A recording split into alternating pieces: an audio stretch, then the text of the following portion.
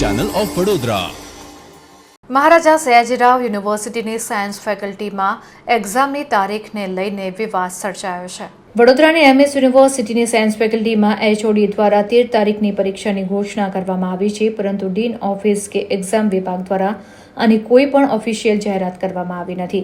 તો આ message WhatsApp ગ્રુપમાં આવ્યો છે, તે સાચો છે કે ખોટું તે પણ વિદ્યાર્થીઓને મૂંઝવણમાં મૂકી દે છે। આ બાબતની જાણ એબીવીપીના અક્ષય રબારીને થતાં જ તેઓએ હેડ ઓફિસ તથા સાયન્સ ફેકલ્ટી ડીનનો સંપર્ક કરી એક્ઝામની ડેટ અંગે પૂછપરછ હાથ ધરી હતી, ત્યારે તેઓ પણ અજાણ હોવાની માહિતી પ્રાપ્ત થઈ છે।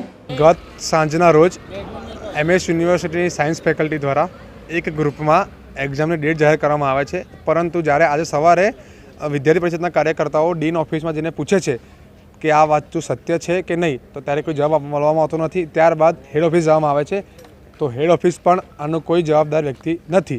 તો આ મેસેજ જે બહાર આવ્યો છે તો એ એચઓડી મિટિંગમાં થયેલો મેસેજ છે, જે વિદ્યાર્થીઓના ગ્રુપમાં ફરતો થઈ ગયો છે।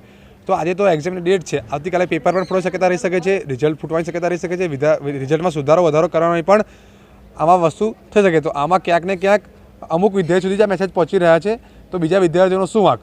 આટલી મોટી એમએસ યુનિવર્સિટીમાં સાયન્સ ફેકલ્ટી કે જેમાં સારા વિદ્યાર્થીઓ ભણતા હોય છે, સાયન્સ છે તો કેમિસ્ટ્રી, ફિઝિક્સ, મેથ્સ ઘણા ડિપાર્ટમેન્ટ છે, ફક્ત ને ફક્ત એન્વાયરમેન્ટ ડિપાર્ટમેન્ટના વિદ્યાર્થીને જ આની સવલત કેમ આપવામાં આવી રહી છે? તો આમાં ક્યાંક ને ક્યાંક વાલા દવાલાની નીતિ સામે આવી છે। આના પૂર્વમાં પણ આવો જ વિષય આર્ટ્સ ફેકલ્ટીમાં પણ થયેલ છે, તેની પણ જાણ કરવામાં આવી છે, ત્યાં પણ કોઈ એનું નિરાકરણ આવ્યું નથી આવ્યું।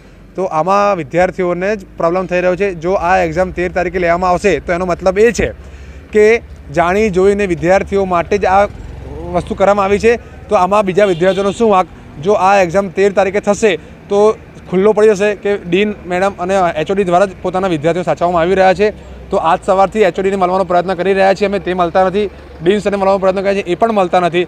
તો આજે અડધું તો પૃષ્ઠ થઈ ગયું છે કે વાલા દવાલાની નીતિ સાયન્સ ફેકલ્ટીમાં ચાલી રહી છે, પરંતુ જો આ 13 તારીખે એક્ઝામ થઈ તો સ્પષ્ટ નિર્ણય થઈ જશે કે આ ફેકલ્ટી દ્વારા અમુક વિદ્યાર્થીઓને સાચવવામાં આવે છે, બીજા વિદ્યાર્થીઓનો શું વાંક? દરેક વિદ્યાર્થી સરખી ફી ભરે છે, દરેક વિદ્યાર્થી ભણવા પણ આવે છે, તો ફક્ત એક જ ડિપાર્ટમેન્ટવાળા વિદ્યાર્થીઓને કેમ આ સવલત આપવામાં આવી રહી છે? અક્ષય રબારી, એબીપી વિભાગ સંયોજક।